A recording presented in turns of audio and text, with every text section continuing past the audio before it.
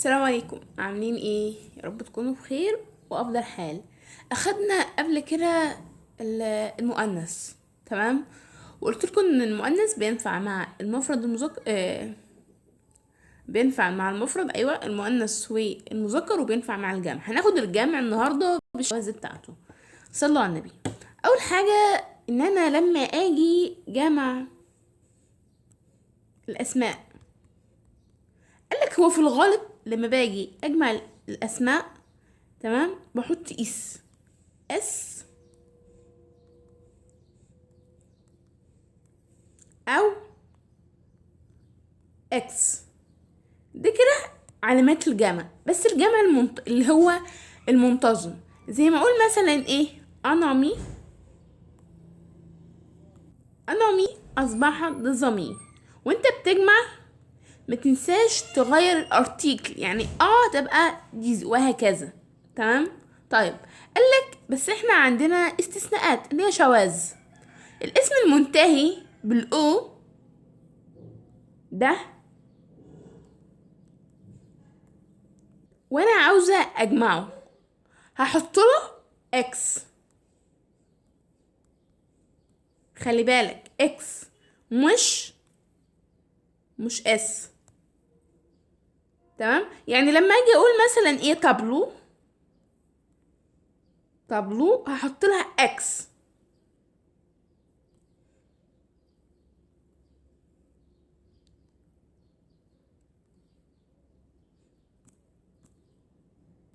تمام كده. تمام. يبقى انا كده في الطبيعي ان انا بجمع يا اما بالاس يا اما بالاكس، بس في الغالب بحط، بس مش دايما بجمعهم. لو في قدامي منتظم عادي بحط له اس. طيب لو شاذ، لا برجع اشوف هو منتهي بايه. لو هو مثلا منتهي باو زي اللي قدامنا دي، بحط له اكس. طيب في حاجه تانية، قالك ان هو اصلا ممكن الاسم منتهي اوريدي باس او اكس. احنا واحنا بنتكلم قلت لك ان انا لما باجي اجمع الاسم بجمعه يا اما بالاس يا اما بالاكس. طيب هو اوريدي الاسم منتهي باس او اكس، خلاص مش هحط له حاجه. يعني زي مثلا لما اقول ايه، بي هي حبيبي هي اوريدي منتهيه بالاس، فهسيبها زي ما هي. تمام كده. تمام. طيب، قالك ان انا ممكن عندي يكون منتهي بالاو. الاسم المنتهي بايه، هعمله ازاي؟ طيب، قالك ان انا، شباب هي طيب هقلبها ازاي؟ تقلب لي او تحول يعني وبحط الاكس. زي مثلا لما اجي اقول مثلا ايه، انيمال.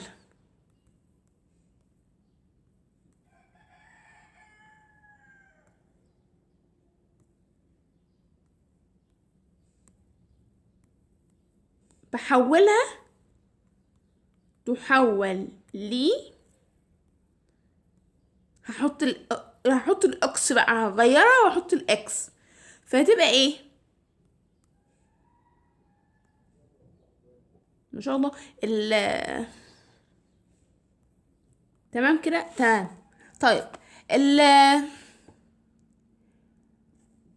بصوا يا شباب، في اسماء عندنا كلمات مركبه اللي هي compound noun كده. طيب، انا لما باجي اجمعها بجمعها ازاي؟ يعني مثلا كلمة ارتيب دو بونتير، انا عاوزة اجمعها، هجمع ازاي؟ قالك انا بجمع الاسم الاولاني. تمام. يعني ارتيب دو بونتير هتبقى، هجمعها اهو، جماعة الارتيكل. تمام. بعدين باضافة دو، بعدين هجمع بقى الاسم اللي وراه اللي هو تيبس. اللي هو هجمعها ازاي؟ هحط اس عادي، اللي هو الاس عادي، وبعدين هحط دو بوانتير، بس كده. تمام. تمام. قالك في جمع الصفات بقى. غالبا غالبا جمع الصفات بتكون زي جمع الاسم بالظبط، اللي هو لو هي الصفة منتهية باس او اكس بسيبهم زي ما هو، ولو هي منتهية ب بحط اكس، وهكذا. بس انا هقول لكم برضو كل حاجة، تمام، عشان تدعولي بس. تجمع، صلى على النبي، تجمع الصفات بإضافة اس عادي. لما اقول مثلا بوتيت بقت، هحط اس عادي جدا، بس كده، تمام. بس في شواذ، قالك الصفة المنتهية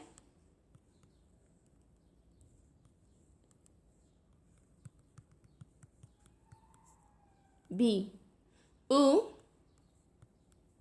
احط لها اكس، زي مثلا نيفو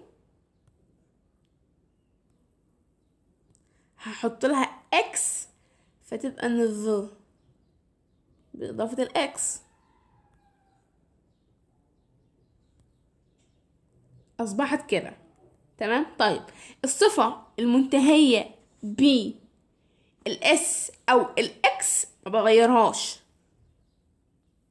زي ما اقول مثلا جرو بالاضافة للاس تفضل زي ما هي برضو، جرو اصبحت جرو، ما غيرتهاش عشان هي اوريدي منتهية باس او اكس. طيب الصفة المنتهية ب ال هتبقى ايه؟ هحولها، هقلبها، يحول الى او، تحول ل او. لما اقول مثلا صلوا على النبي، اوريجينال، جونال، هحولها تبقى اورجو نيو، وهكذا، تمام. تمام. قالك والله عندنا شوية حاجات كده خلي بالك منهم. عندنا مثلا الصفات اللي هي زي ال- الاورانج والسوبر والمارو، لما قلت لك في المؤنث ان هما في التأنيث، لما قلت لك ان الصفتين دول لا بيتأنسوا ولا بيتجمعوا، كان هما دول برضو مش هجمعهم. يعني لما اقول مثلا دي بنطلون، بنطلون،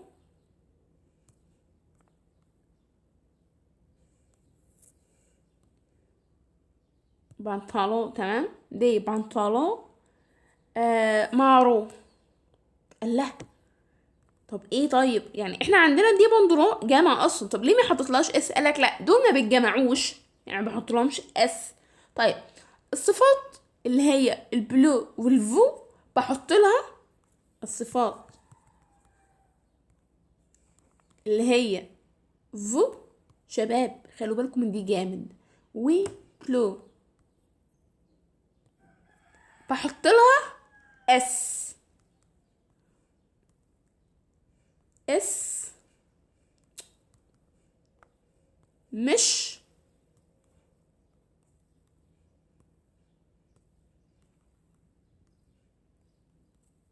مهمة، يعني بلو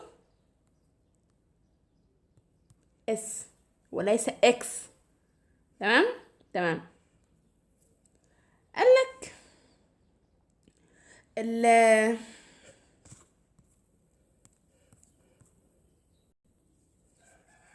اللي هو عندنا برضو صفات الالوان المركبة، لا ما بنغيرهاش عند الجمع. صفات اللي هي الالوان اللي هي بلو جراي، لما اقول مثلا دي، لا ثواني بقى، الصفات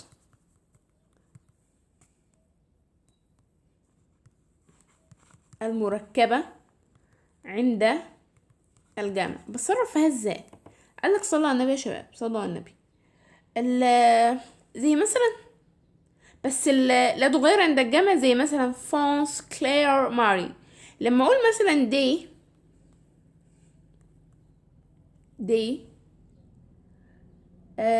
بنطلون برضو، تمام، بلو جريز، تمام كده. طيب انا دلوقتي ما غيرتهاش، مع ان ديت دهيت جامعة اهو، الاقي اني مغيرتهاش معايا، يعني مغيرتش دي اللي هي بلو جريز. حلو. قالك عندنا برضو حاجة لما بيكون مثلا الصفة بعد السي دايما مفرد مذكر. الصفة بعد سي دايما مفرد مذكر. اول ما اشوف سي هحط مفرد مذكر على طول. لما اقول مثلا ليه، حتى لو الاسم اللي معايا جمع ومعايا سي، بحط لها بحط له صلى الله عليه وسلم، بحط له السي بعدها مفرد مذكر برضه الصفة. يعني احنا مثلا عندنا الكلمة زي مثلا روب. تمام. سي. طيب هتقولي مثلا ان احنا مثلا عندنا روبز دي جامعة اهو، ليه ما احطش مثلا جوليه واجمعها؟ لا، قالك طالما سي يبقى انا عاوزة مفرد مذكر. تمام. بس كده. صلى الله عليه وسلم عندنا برضو حاجة زي مثلا قالك بنحول أداة النكرة والتجزئة. دو اللي هو بصوا، لو انا مثلا عندي ادوات التجزئه، وخدنا قبل كده ادوات التجزئه وقلت لكم هي مثلا بتيجي مع الفيرب فير، لما بيكون مثلا معايا اللي هو انشطه والحاجات دي كلها اداه تجزئه. طيب اداه التجزئه اللي هي دو، المفروض ان انا وانا بتكلم مع الجامعه عادي جدا ان انا بستخدم دو اللي هي الجامعه عادي. قالك لا، طالما يا باشا معاك آه طالما معاك صلى الله عليه وسلم، طالما معاك اللي هو حاجة دول انك في تجزئة، ما تختارش الضوء اللي هي الجمع واختار دول اللي هي المفرد. يعني هعطيك مثال عشان تفهمني. لما اقول مثلا سي سو تمام، دي جولي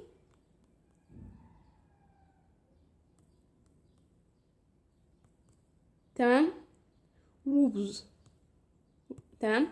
طيب ايه اللي اتغير هنا؟ ان هي دي، مع ان الجملة كلها مفرد، سوري، الجملة كلها جمع، لان اللي استخدمت دو مش وليس دو اللي هي بالاس. طيب ليه؟ قالك عشان ديت حاجة بتدل على التجزئة. تمام. اللي هو جيبات معينة مش كل الجيبات، فانا هنا بتكلم على حاجة تجزئة، حاجة معينة مش كله بجزئها. تمام. فعشان كده استخدم دو اللي هو المفرد، مش دي اللي هو الجمع. تمام. لما اقول مثلا حاجة تانية اهو، لما اقول مثلا صلى الله عليه وسلم ال هي اشترت، الف تمام، دي بوا، البوا فروي.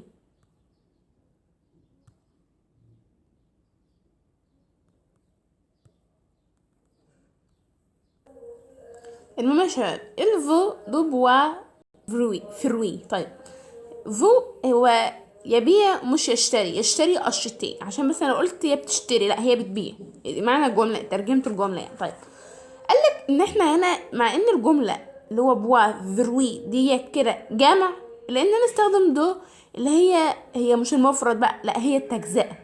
طيب ليه استخدمت دو مش الجمع مع ان الاسم جمع؟ قالك عشان هي تجزئه، وطالما استخدمت حاجه تجزئه يبقى دو اللي هي المفرد. تمام. حلو جدا. طيب صلوا على النبي تاني.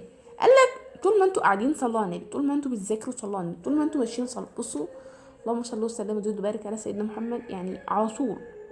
طيب ال هي بتقول هي بتبيع او هي باعت فاكهه جميله. طيب قالك ان انا مثلا يعني التجزئه دي بتدل مثلا ان هي ما باعتش كل الفاكهه اللي في الدنيا، لا هي باعت مثلا مثلا كيلو من الفاكهه، من ديت ده تجزئه، فبستخدم دو اللي هي المفرد. طيب قالك عندنا حاجات تانية بس، يعني مثلا زي مثلا ايه على فكره كان لسنا جزء في الاسماء، في جمع الاسماء، اللي هو انا لما باجي اجمع في اسماء ما بتتغيرش عند الجمع نهائي. انا نسيت اقول لكم على دي، فانا ممكن اكتبها لكم تحت الفيديو على طول، او ممكن لو اتبقى وقت ان الفيديو ما يكونش طويل هكتبها لكم. تمام. طيب عندنا مثلا نوفل اللي هو جميل. لما باجي نوفل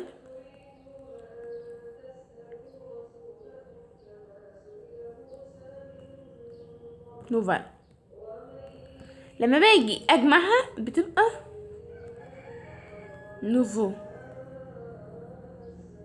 تمام كده. تمام.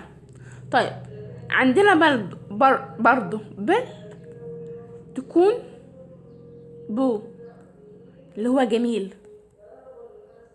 تمام كده. تمام جدا. طيب لما اجي اقول مثلا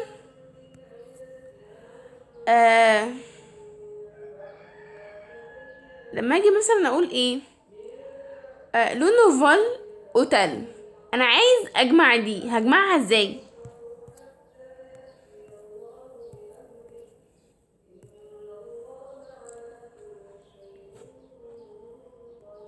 لو نوفل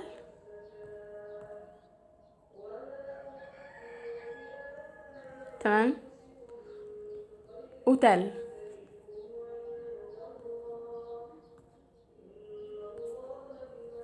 هتكون لو اللي هي الارتيكل اللي جمعتها، وبعدين نوفو جمعتها بالاكس، وبعدين الاوتيل بالاس عادي. طيب بصوا يا شباب، هنا الفكره ان انا لما باجي اجمع لو جمعتها بالاس عادي، يعني بصوا بجمع كل اسم يعني بالجمع بتاعه. يعني نوفل عشان منتهي بالاو ال، عملت ايه؟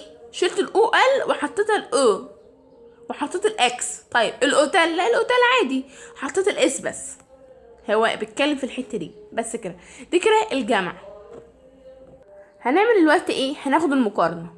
هو المفروض ان كان في جزء اللي هو الازمنه، بس الازمنه هيكون عاوز فيديو كامل من اوله لاخره. تمام. لان الازمنه بقى مضارع وماضي ومستقبل الحاجات دي كلها، فهو الموضوع طويل. فاحنا هنعمل ايه؟ هناخد المقارنه وكام حاجه، وبعدين بعد كده نبقى نكمل بعدين. صلوا على النبي. قالك الكومبروتيف اللي هي الاسلوب المقارنه، انا بقارن بين 3 حاجات، يا اما صفه، يا اما فعل، يا اما اسم. كل حاجة ليها حاجة. يعني لما باجي اقارن في اسم بيكون غير المقارنة، غير الفعل مع المقارنة، غير الصفة مع المقارنة. هناخد اول حاجة الاسم، موضع المقارنة. لما باجي اقارن اسم بستخدم 3 حاجات، وكل حاجة لها معنى مختلف. يا اما بلودو، يا اما اعطوله، يا اما موعده. وفي 3 حاجات بستخدم كي. ثواني. عندنا اول حاجة بلودو اللي هو اكثر من. بلودو كي اللي هو الاسم وبعدين كي، دي بستخدمها اكثر من. طيب بتيجي في الاسماء، لما اقول مثلا شو اشتي دو ليفر كي آية، عملت ايه؟ انا بقول انا بشتري كتب اكتر من آية. طيب انا هنا ليفر، انا بقارن في الليفر اللي هي اوريدي اسم. تمام.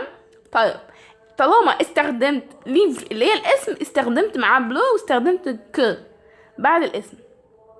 التلاتة هيكونوا الاتنين التانيين اخواتها، هيكون نفس النظام، بس الفكرة في واحدة مساوية لي، والتانية هتكون اقل من اللي هي موا دو، والاسم ثم كي. نفس اللهم صل وسلم وبارك على سيدنا محمد. نفس الاقسام، نفس المثال، الاكزامبل، بس الفكره ان هو بيكون اقل من. تمام.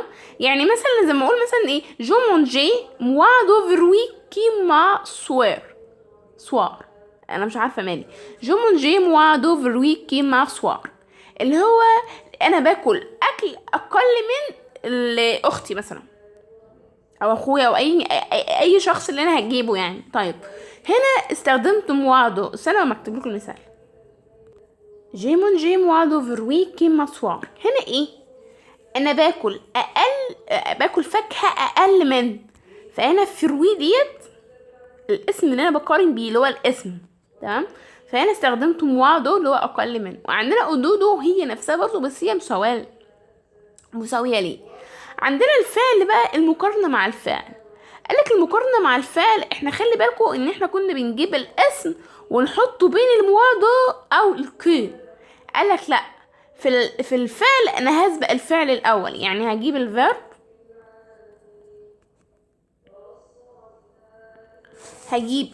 الاول اللي هو الفعل، المقارنه معاه بقى. تمام. قالك لما يكون مثلا مقارنه بجيب الفعل بلس بلودو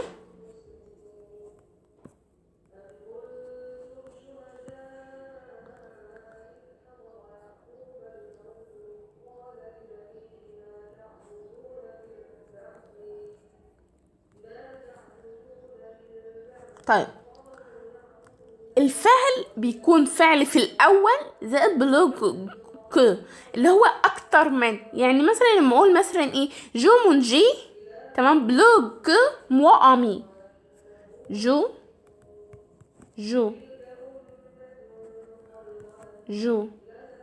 مونجي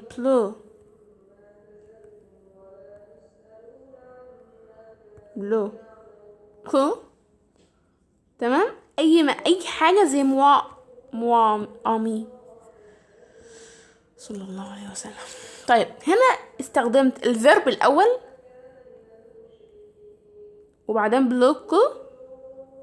تمام كده. وبعدين بعد كده تكمله الجمله بقى عادي. تمام كده. تمام جدا. عندنا حاجه تانية برضو اللي هي الفيرب فعل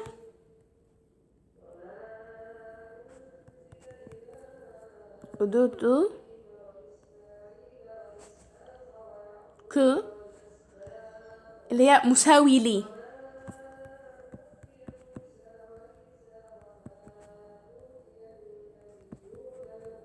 تمام. عندنا اخر حاجه اللي هي بتكون الفيرب ثم موا كي اللي هو اقل من. دي المقارنه مع الفعل. اخر حاجه اللي هي ثالثا اللي هي الصفه موضع المقارنه. بعمل الصفه ازاي؟ احنا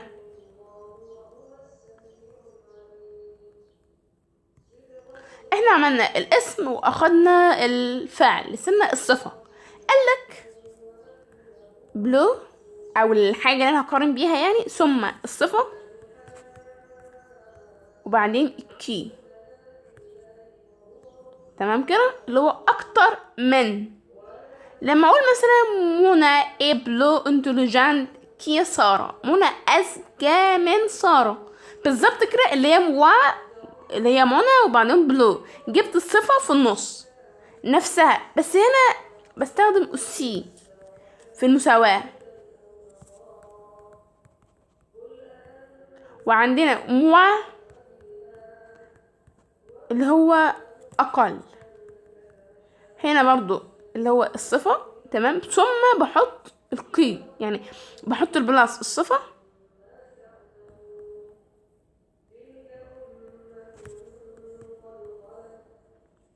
الصفة وبعدين كي. تمام. هعمل لكم مثال. لما اقول مثلا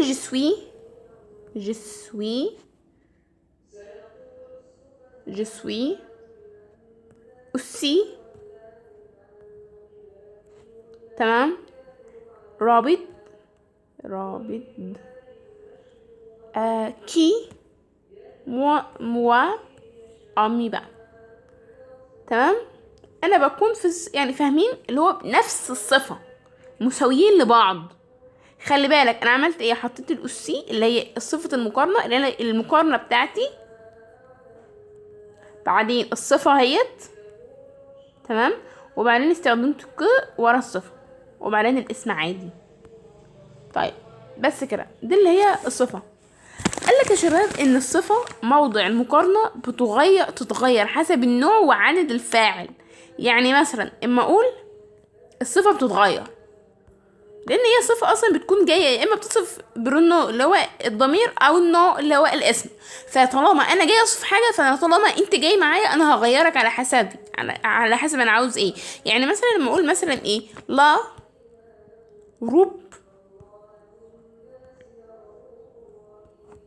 لا روب اي بلو جولي. تمام كده. تشي لا جيب. تمام كده. تمام جدا، حلو جدا. ان انا استفدت كده ان انا عملت الصفة اللي هي جولي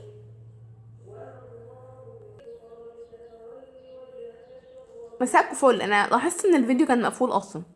بصوا شباب، هنا لا روب اللي هي في الجملة الاولانية اللي هي لا روب ابلو جولي كي لا جوب اللي هي هنا جيب.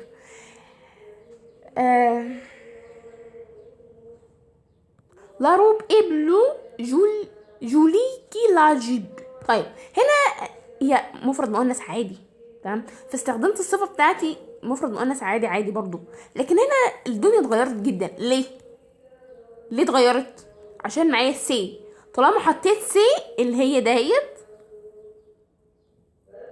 دي كده، حط لي الصفة مفرد مذكر ايا كان، حتى يعني لا روب هتحس ان هي مؤنث، يعني مؤنث اصلا، وتجيب برضو مؤنث جيب، فالحالتين مؤنث. بس انا عندي سي اخترت الصفة مذكر اللي هي جودي. بس كده.